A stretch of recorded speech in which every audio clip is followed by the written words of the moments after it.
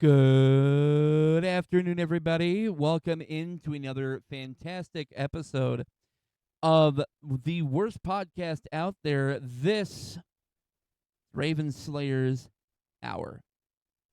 And unfortunately, today I am alone. Old man couldn't make it, but the show goes on. So, like mentioned, we are talking week 2 of the NFL season. Um, for those of you who watched this past week, I am a bit depressed because of what happened to Mr. Joe Shiesty, but as professionals in the NFL know, next man up. And we'll talk about the Bengals kind of later on in the show, but without further ado, we're going to go ahead and break down Thursday first and then go game by game, talk each game, and we'll go from there. So first and foremost, going to Thursday's game, Packers versus the Commies. First and foremost, Packers had an insanely good game, 27-18 over the Commies. Jaden Daniels, my apologies. Jaden Daniels still either way had a somewhat okay game. 24 for 42. Definitely not what you want to definitely not what you want to see from your quarterback, especially having a quarterback rating of 85.4. Completion percentage on him was not that great. Was not great whatsoever. 200 yards from your quarterback, two touchdowns, and the amount of sacks he took this game just was not pretty. 4 sacks, 21 yards off of each sack. A lot of people said Ja'Cory Krosky Merritt. He was going to be the guy to step up, especially with Austin Eckler going down. He had a hugely down game, especially in the rushing category.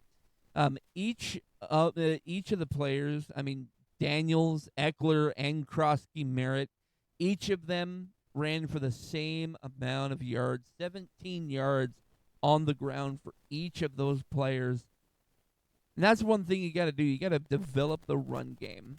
That's one thing that is a necessity in the NFL, especially to this day, and that's developing the run game.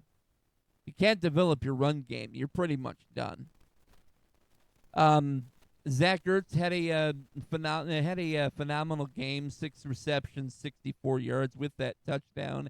Deebo Samuel, 7 catches, 44 yards, and a touchdown. Both of them had a somewhat good game. However, this is not a game you expect from Washington.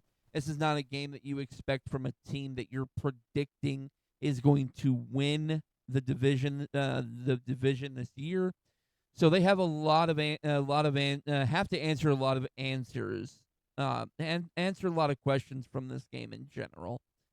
Going over to Green Bay, a not that stellar game from Jordan Love. I mean, 19 for 31.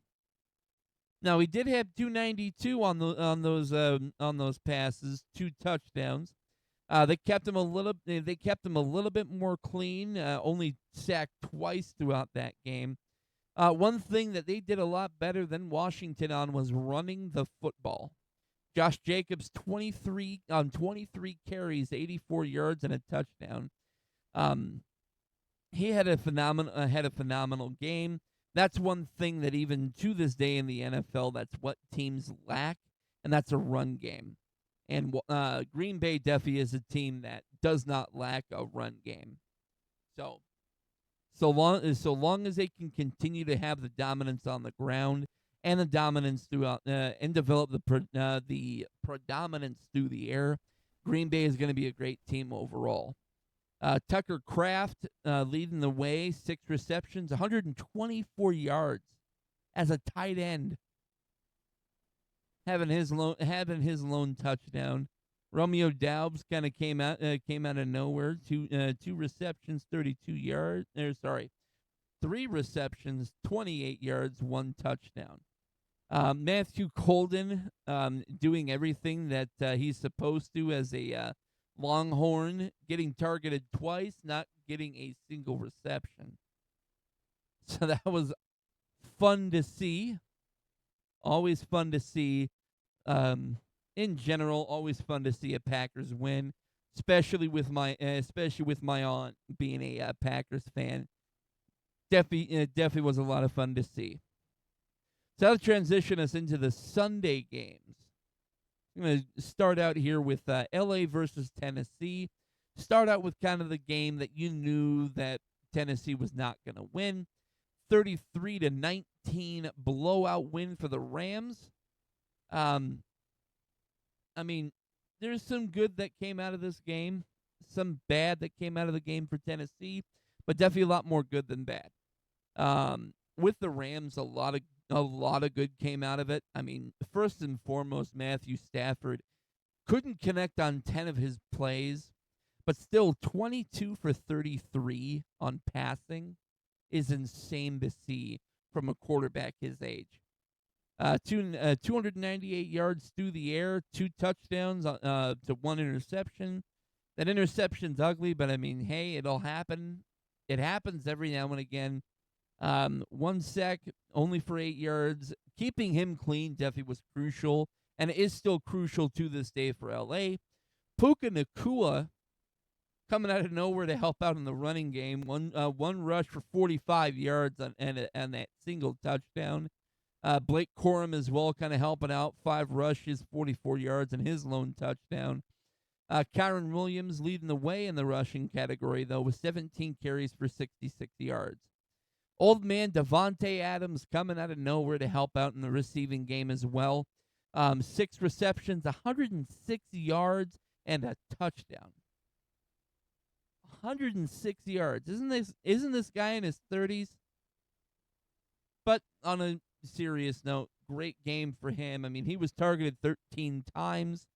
So sad to see he didn't come down with more receptions, but still, you can't go and negate the fact that he still had an insanely good game.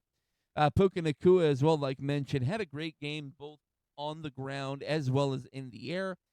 8 receptions, 91 yards on those 8 receptions he got.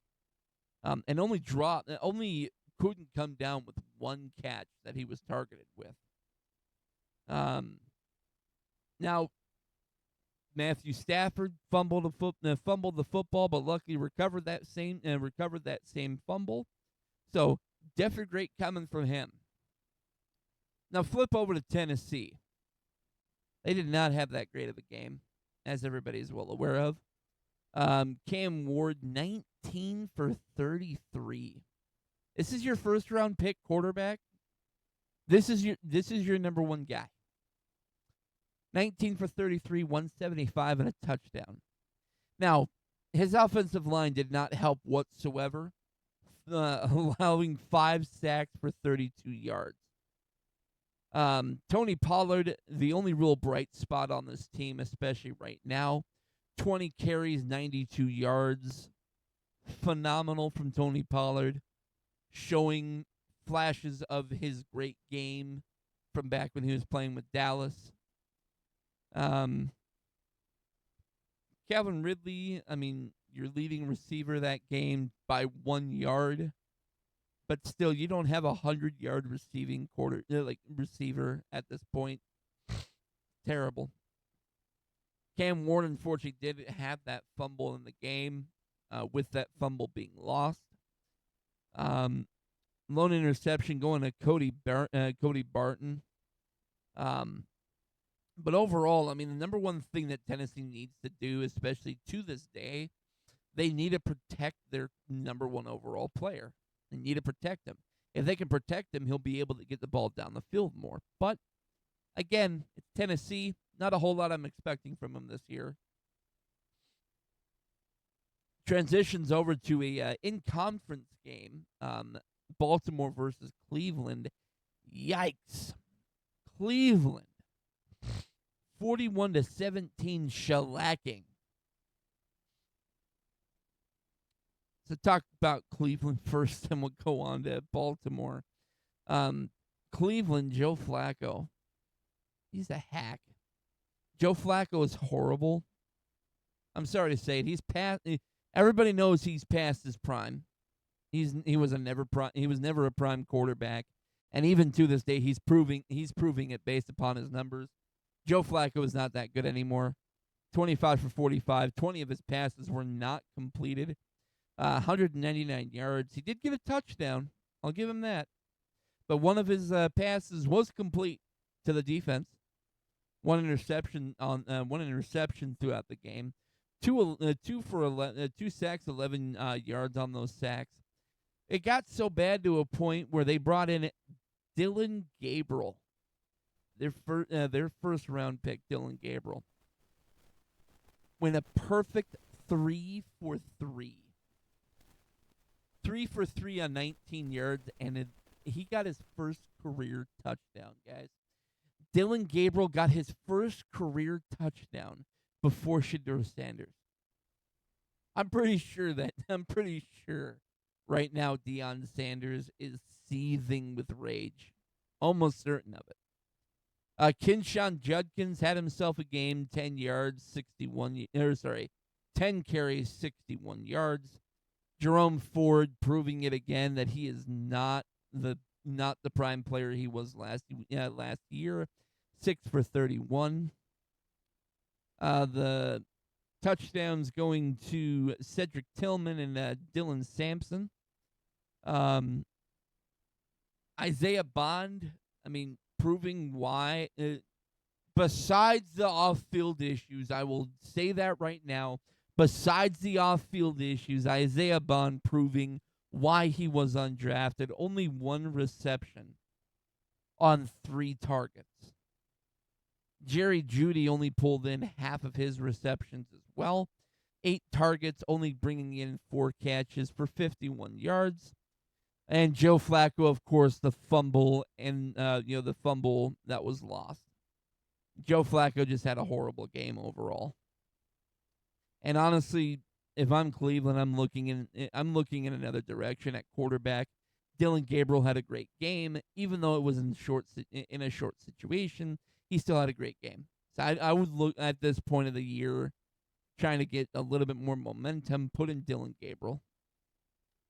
Lamar Jackson, just going over to Baltimore. Lamar Jackson had a game. 19 for 29. Sure, 10 of those passes were incomplete, but the guy still was efficient with his completions. 225 yards and 4 touchdowns. How can you not beat up on Cleveland?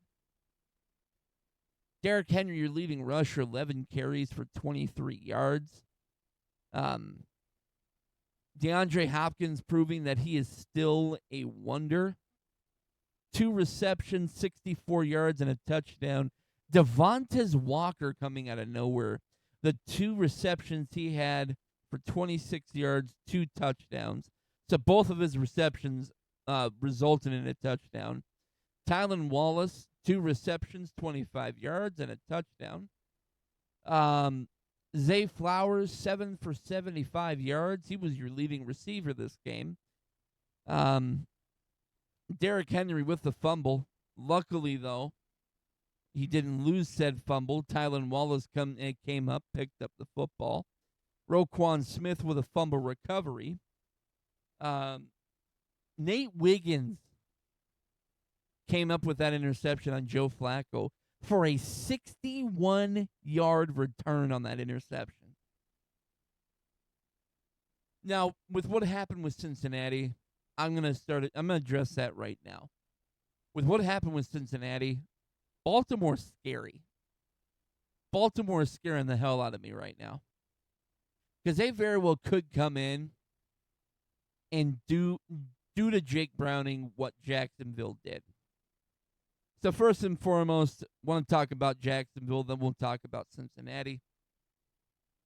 Jacksonville, Trevor Lawrence had a rough game, couldn't get the job done. 24 for 42, 271 yards, 3 touchdowns with 2 interceptions.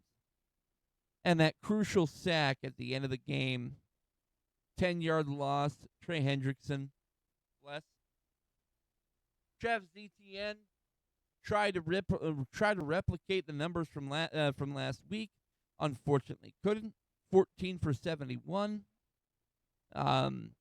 Tootin surprised the hell out of me. 8 carries, 42 yards. In the receiving category, you had Parker Washington, 5 receptions, 76 yards. Dynami Brown, 5 receptions, 57 yards, and a touchdown. Byshul Tootin, so Tootin going back to him, his 2 receptions for the touchdown, 32 yards. Travis Hunter on the offensive side of the ball, still searching for his first touchdown. However, going for 3 for 22 definitely helped him march down the field. And then again, Trevor Lawrence, his crucial fumble, his fumble. Luckily, he recovered. Lucky for him. And then we're going to talk about Cincinnati. And I really don't want to talk about him because that was an embarrassment. Joe Burrow, unfortunately, he's done. He's done for the next 3 months. I'm lost. I'm lost for words. I mean, a couple years ago when Jake Browning came in, everybody was super hyped about him, especially when he started winning games for us. But more than anything, Tom Grassi, when he did that video, said it all. Us Cincinnati fans are sitting on our couch, still looking at the TV screen, screaming no. It's unfortunate to see it happen every other year with Joe. 1 year, he's unhealthy, can't stay on the field. His rookie year, couldn't stay on the field because of health issues.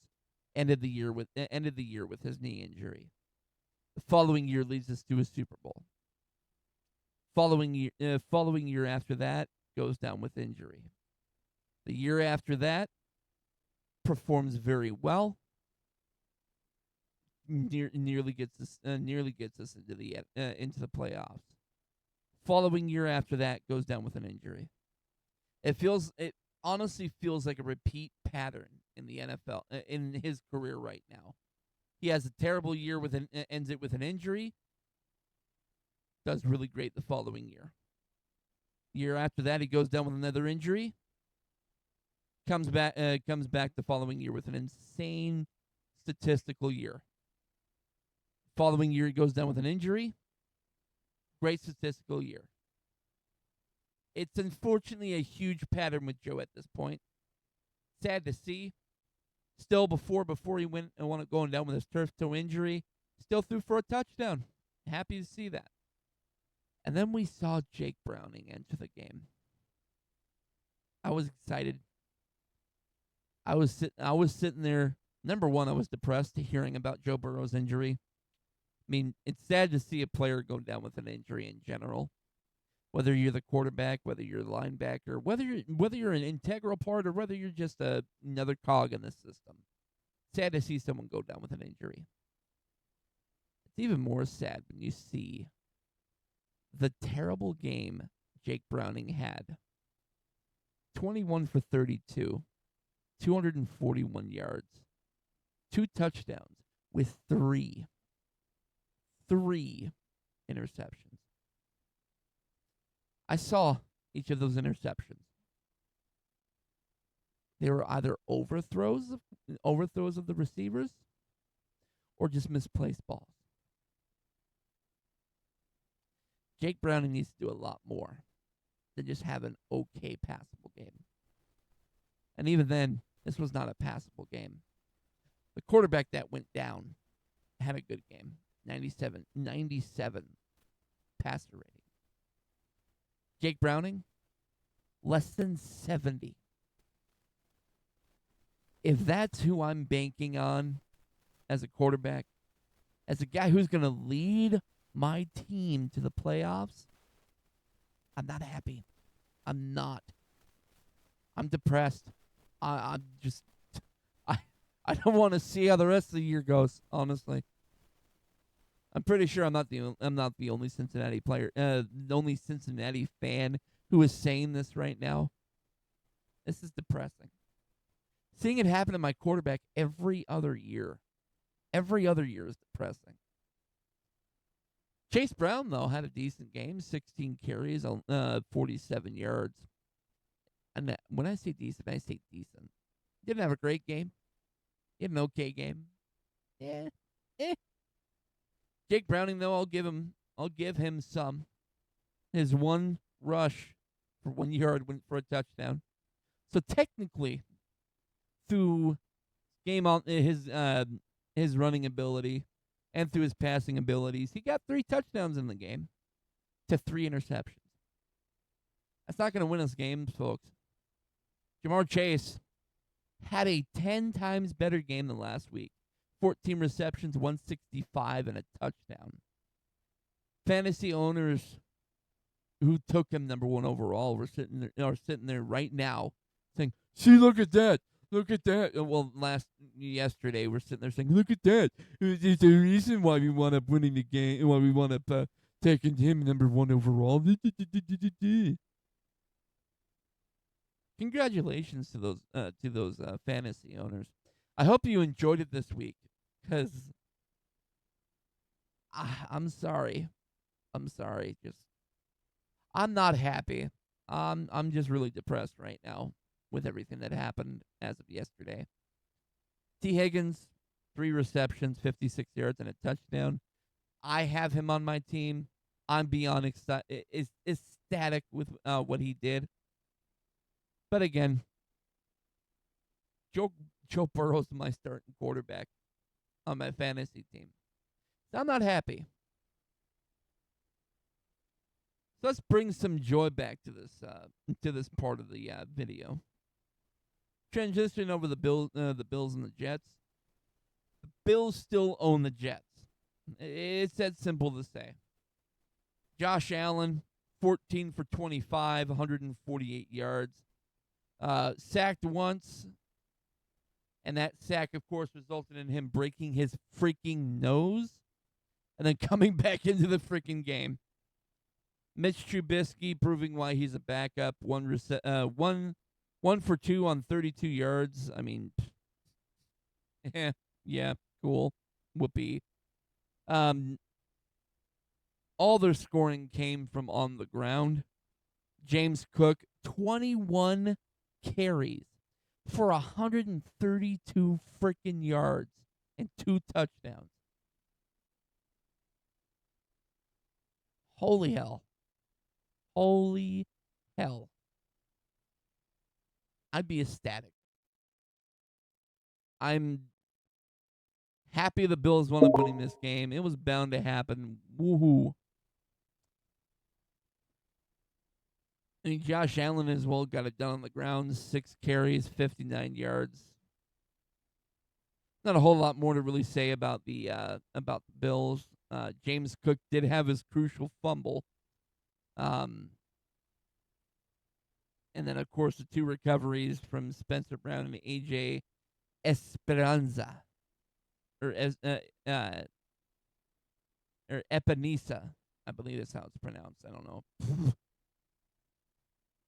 The Jets, I mean, what can you say about the mother-living Jets?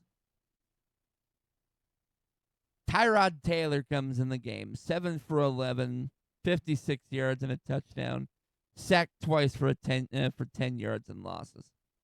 Justin Fields, 3 for 11 on 27 yards receiving. 3 for 11? And he's your starting quarterback. The Jets are in for a year. As my dad says, the J-E-S-T, just. It's going to be a tough year for the Jets fans. But don't worry. We'll make sure to save you a seat on the couch over here and ensure we save the Seagrams for you as well. So the Patriots Dolphins next. Patriots get their first win of the year. Dolphins still winless. I mean, 0-2 Miami, weren't they touted to be the team that we had the Dolphins touted as a team to beat the well, not beat, but be able to get into the playoffs this year. That's not going to happen this year.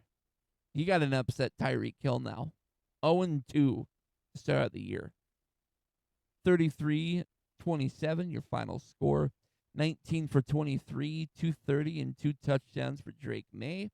QBR of 137.3.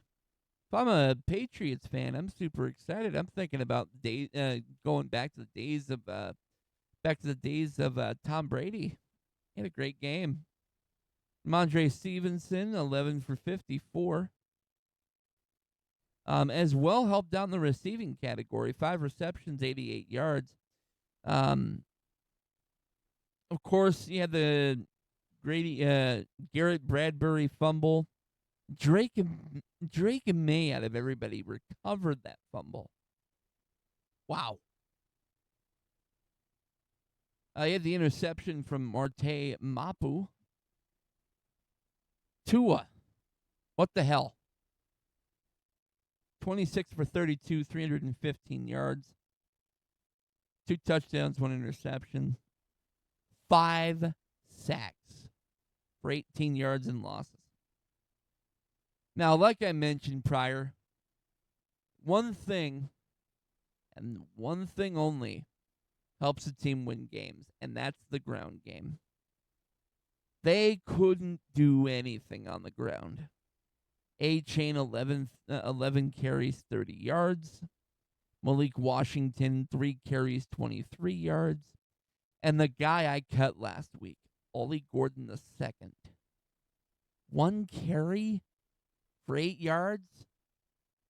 Yeah, it's no doubt in my mind why 187,000 people who owned him on their fantasy team immediately cut him.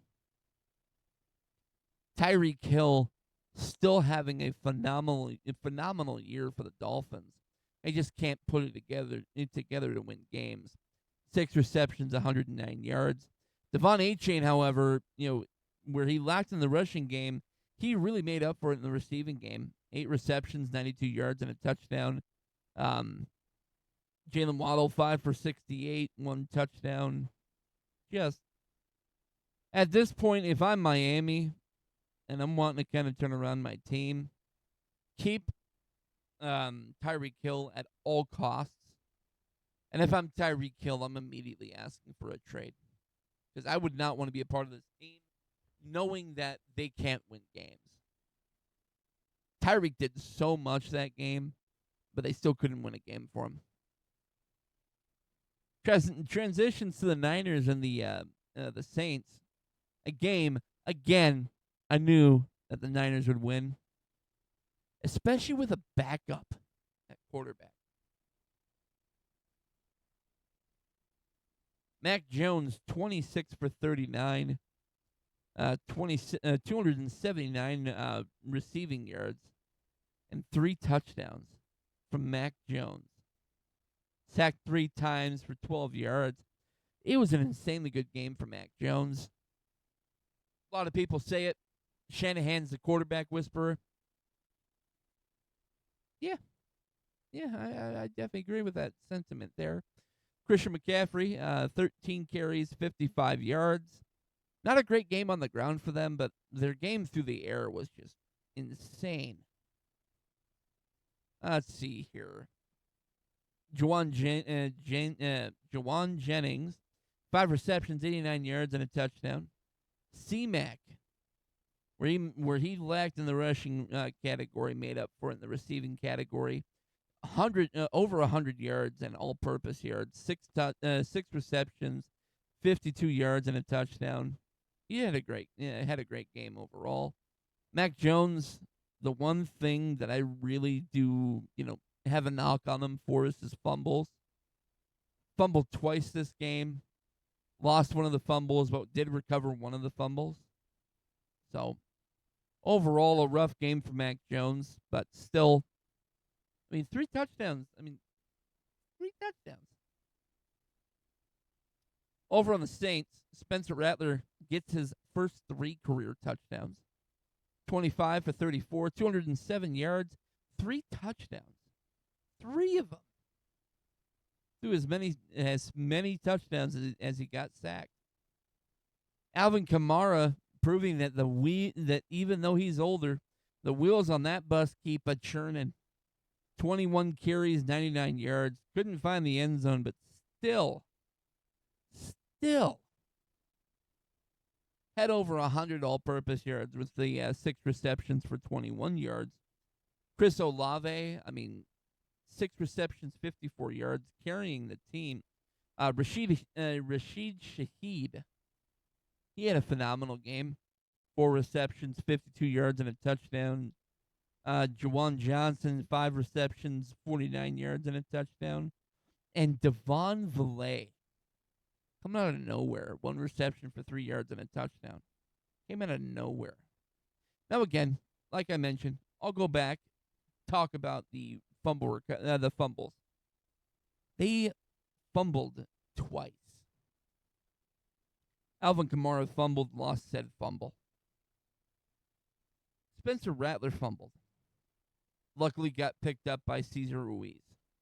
And Demario Davis recovered that fumble from Mac Jones.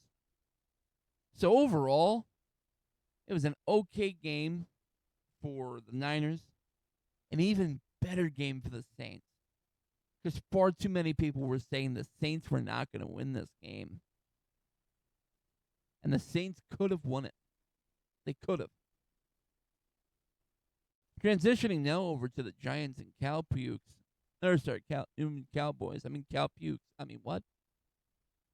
So, overall, great game for Dallas and great game overall for the Giants.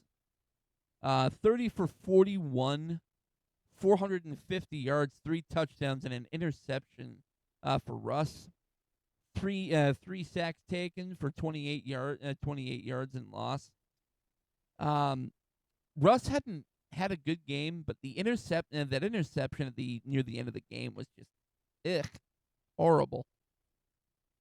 Cam Scatbo, the guy was super high on going into the season.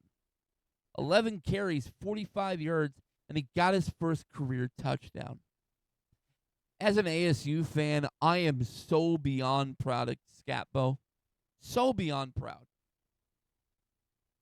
First rushing touchdown for him, and very many to come, I feel. Tyrone Tracy did not have that great of a game. His 5 carries only got him 15 yards. Malik Neighbors and Wan'Dale Robinson, both of them had an insanely stellar game this week. 9 receptions, 167 yards with 2 touchdowns from Malik Neighbors on 13 targets. Wan'Dale Robinson, 8 receptions, 142 yards, and a touchdown on 10 targets. Darius Slayton targeted 3 times, two of them caught for 61 yards of offense. Had an okay game, but Wan'Dale Robinson and Malik Neighbors were definitely the focal point, especially in the receiving game, this game entirely. So, Russell Wilson, again, another crucial fumble for him. So it was, again, a lot of ugliness on the Giants side, but as well, a lot to build upon. With Dallas, Dak Prescott had an okay game, very passable game. 38 completed passes on 52 attempts, 361 yards, 2 touchdowns, and an interception. Sacked 3 times with a QBR of 96.7. Again, an okay game, not a great game. Passable at most in my personal viewpoint. Rushing, Javonte Williams, 18 carries for 97 yards and a touchdown. Almost cracked 100 yards. Miles Sanders with 5 rushes for 15 yards and a touchdown. CeeDee Lamb had a great game. 9 on 11 targets, 9 of those brought in for 112 yards. George Pickens, the guy who practically fights everybody on the field, 5 receptions, 68 yards, and a touchdown. Now, for him, on 9 targets, that's not great. 4 of those passes he couldn't bring in, but still, can't knock a guy for having a touchdown. Cavante Turpin. Sorry, my apologies. All 4 of his targets he brought in for 47 yards and that touchdown. And again, Dak Prescott with his crucial fumble, but luckily able to recover said fumble. So, overall, again, a great game by both the Cowboys and the Giants. A lot for the Giants to build upon from that game. And very possible this could be a turning point for both Dallas and New York. Transitioning over to the Lions in Chicago. Detroit. Holy fuck. They bent Chicago over. Proved them who their daddy is. Ben Johnson coming in, trying to look to usurp the master. 52-21. 52-21. I'm sorry, Jared Goff, he's old. And he had that good of a game against a slack Chicago team. Yikes. 23 for 28. So only 5 of his passes were incomplete. 334 yards. 5 touchdowns for Jared Goff. 156 passer rating. Jared Goff had a game. Jared Goff had an insanely good game. Jahmyr Gibbs, 12 carries, 94 yards, and a touchdown. David Montgomery, 11 carries, 57 yards, and a touchdown. Again, goes to show you that a running game really helps a team win, especially if you're Detroit.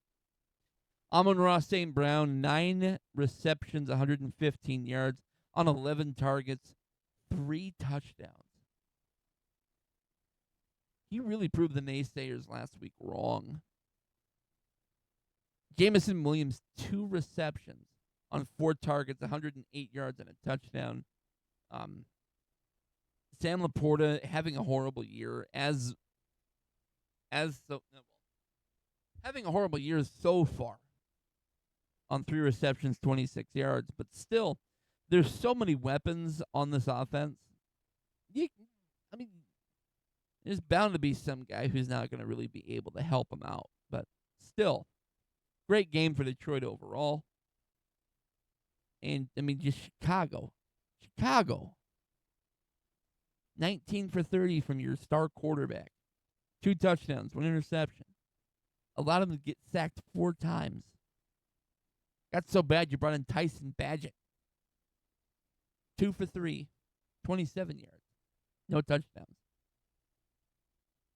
You know for a fact that after this game, Caleb Williams went up running to the sidelines, trying to find his mom in the stands, jumped up into the stands, and cried in her arms. It's a terrible game from Caleb. And there's bound to be more. DeAndre Swift tried to keep him in the game. 12 carries, 63 yards, and a touchdown. Rome Odunze had a great game. 7 receptions, 128 yards, 2 touchdowns. But as on top of everything, the fumbles, it's really what's going to kill a lot of these teams. DeAndre Swift fumbled and lost said fumble. Tyson Bagent fumbled the ball, but luckily got it recovered by Kyle Monangi. I don't know how to pronounce that name, but had the fumble recovered. So luckily not horrible from him, but still overall horrible game for the Bears. And you're just hoping the next time these two teams see each other that they have a better game. That's what you're hoping. You're hoping that Ben Johnson can adjust his game for the following week, be able to have a better game. Seattle and Pittsburgh. This is one that I was shocked by. Seattle, I mean, he had a rough game from Sam Darnold, 22 for 33.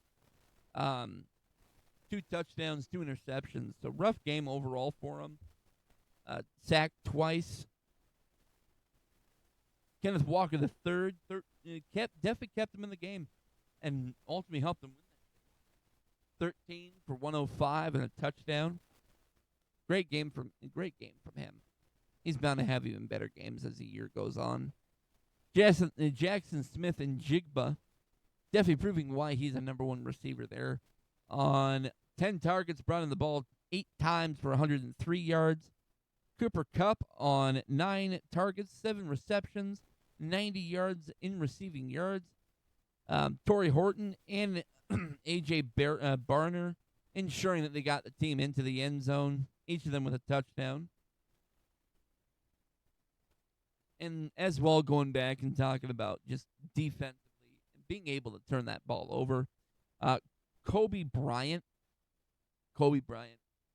bless, 1 interception for 28 yards, and Darian Kendrick with an interception.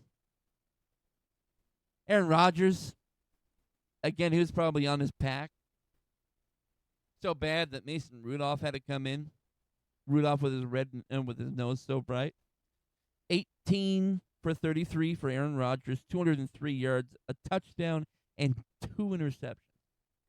And then Mason Rudolph, 2 for 2, 12 yards. Woo! Whoopee.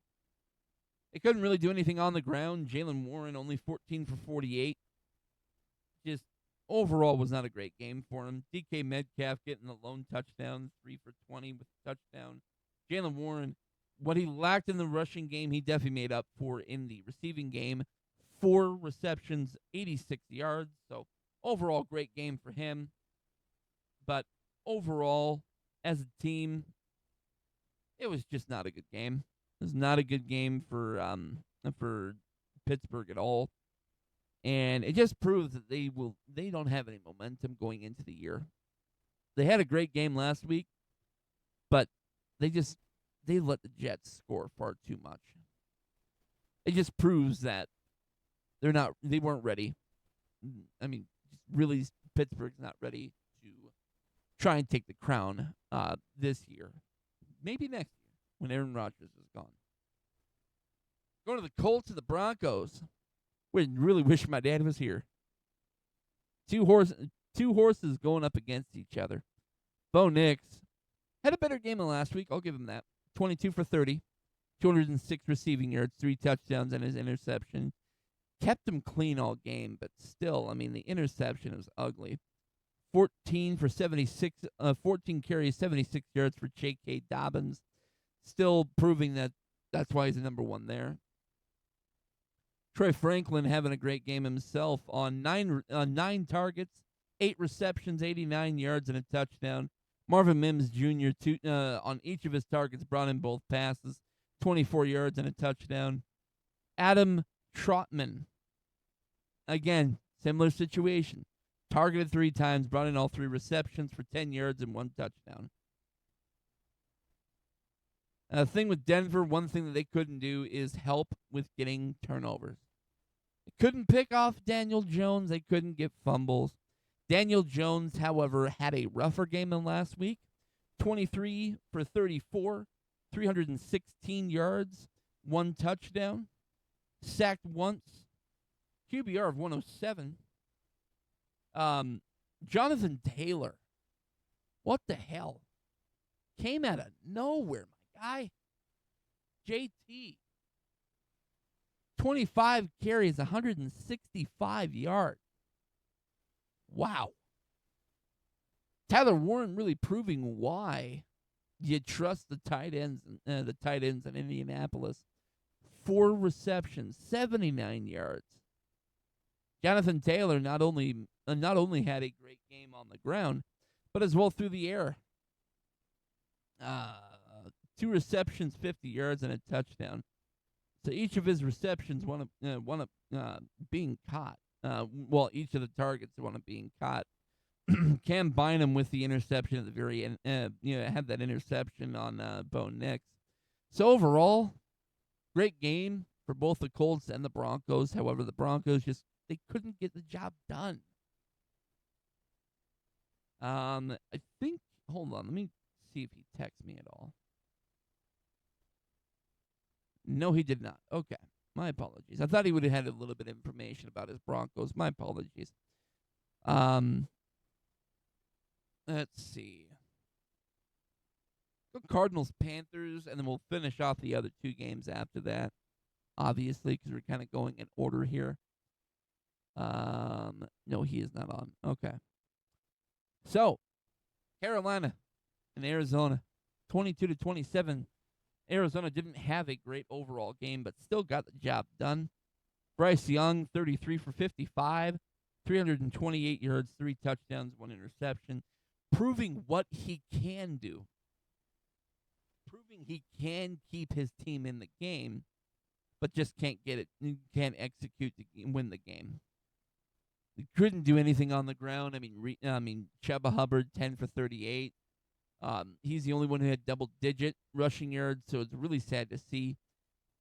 Again, going back to the beginning of the year, that new, connection with that new rookie.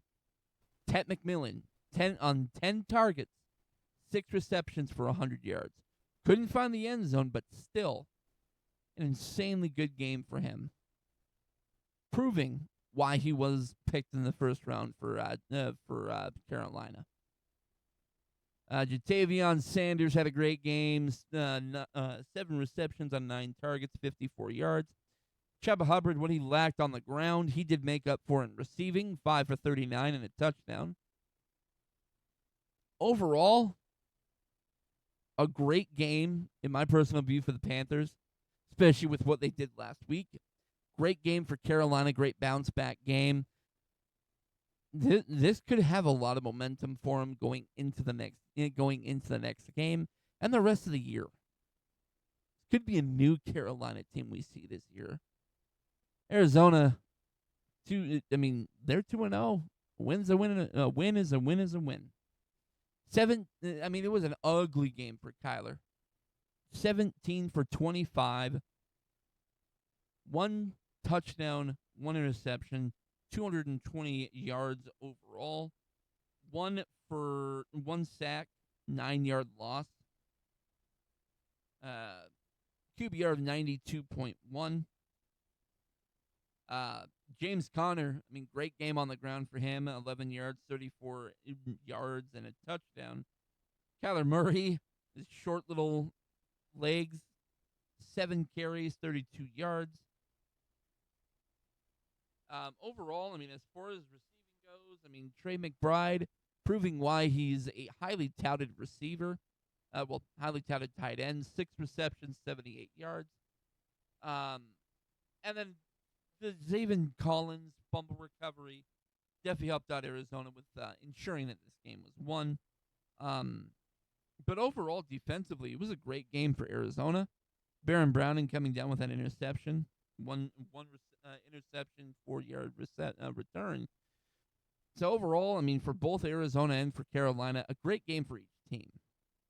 Let's talk about Atlanta, Minnesota next, and then we'll finish off with a Super Bowl rematch, and then we'll get into the predictions for today's games. So Atlanta, Minnesota. Yikes. Minnesota couldn't do anything. Let Atlanta put up 22 on them.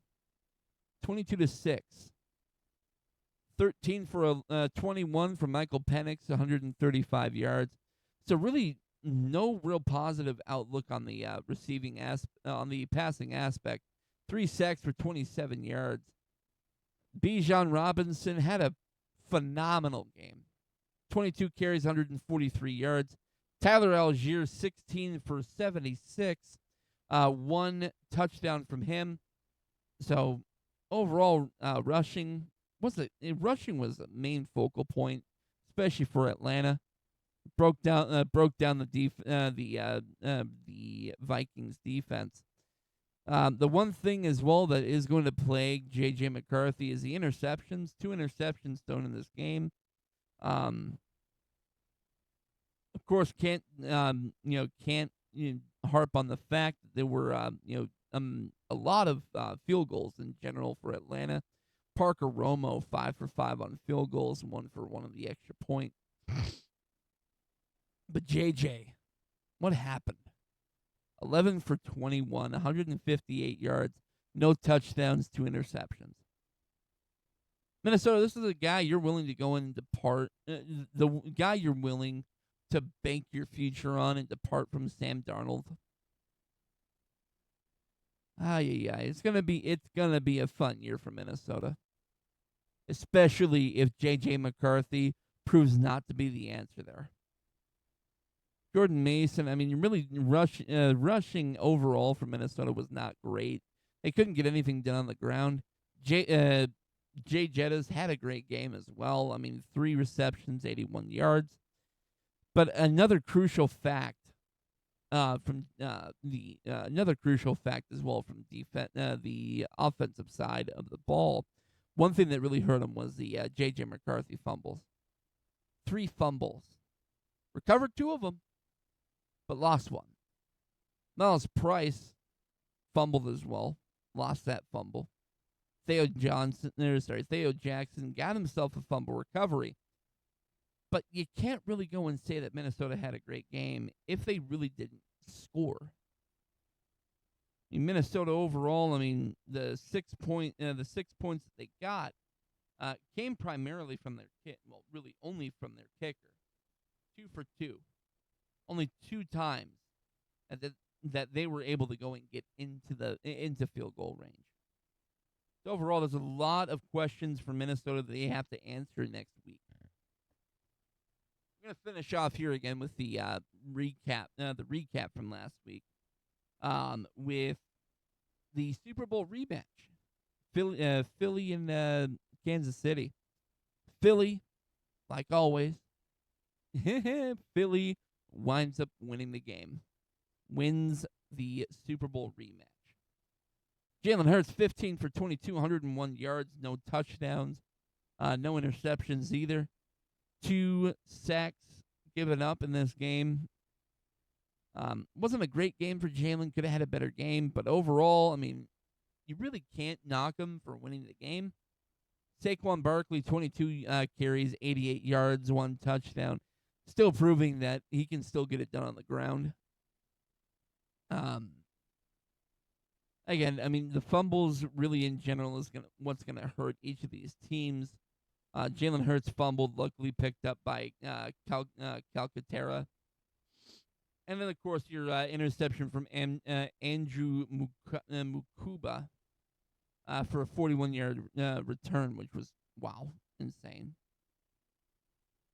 Kansas City, I mean, I relish in seeing Kansas City lose. 16 for 29 for Pat Mahomes, 1 touchdown, 1 interception, 187 yards, sacked twice. Pat Mahomes got it down on the ground, so where he lacked in the air, he did pick up a lot of yards on the ground. 7 carries, 66 yards for a touchdown. It was overall a rougher game for the running backs in general. I mean, 10 times he ran the ball with Isaiah Pacheco, where he only got 22 yards. It was a rough game. Travis Kelce, old man Kelce, had a great game. 41 receptions, 61 yards. But from what I understand, I mean, he targeted 6 times. Had a crucial drop. I mean, it's sad to see how much he has fallen from grace. But again, can't knock the old guy. Kareem Hunt fumbled, recovered his fumble, though, so I mean, really not going to harp on that at all. Harrison Butker, what the hell? 1 for 2 on his kicks. Again, if he hits that kick at the very crucial end, I mean, we're talking about a tie game. They're going into overtime. Just Kansas City can't do anything right. 0-2 to start the year, and I relish in that. So that'll bring us into the Monday Night Football games. We got Tampa Bay and Houston, and then L.A. Chargers and the Raiders. So since it's the earlier game, I'm going to talk about Tampa Bay first against Houston. Houston has a 2.5-point spread in favor of them. I don't think that's going to be a positive game for Houston. I see Tampa Bay coming out and winning this game. I don't see them covering the spread. They'll probably beat them by a lot. It could be a 1-point difference, but again, we'll just see what happens. I mean, considering Baker Mayfield has 3 touchdowns, CJ's still looking for his first. So I definitely see it being Tampa Bay over Houston this week. And then we'll look at the Chargers and the Raiders. I mean, both 1-0 going into the game. Chargers definitely have the better overall outlook, especially statistically. I give this to the Chargers this week. I definitely have them winning over the Raiders. 3.5-point spread. I definitely think that they cover and then some. I'd say as far as the Chargers game, as far as that game, I see the Chargers beating them by at least 10. So that'll bring us to the end, folks. I appreciate everybody who came out, listened to me just ramble all by myself. Hopefully next week we got the old man with us, but it was a fun overall episode. I will see you guys in the next one. Again, it'll be sometime next week. We may have another episode coming up on Wednesday, so keep an eye out for that. We'll be talking about the upcoming games. So talking about Thursday night, our prediction for Thursday night, talking about predictions for Sunday night, and then we'll leave the Sunday night, the Monday night prediction for Monday. So appreciate everybody for coming out, dude.